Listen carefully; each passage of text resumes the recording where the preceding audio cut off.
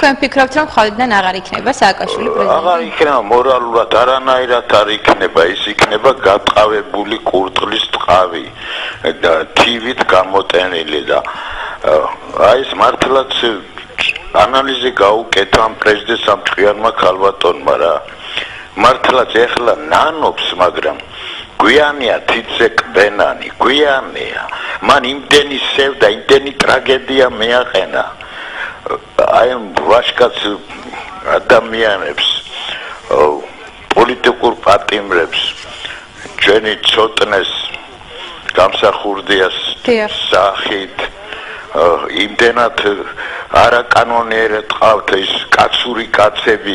ადამიანური ადამიანები ქურდებს რო ეძახიან ისინი ქურდები კი არა ადამიანური ადამიანები არიან ნუ მოაპარინებ ძმაო და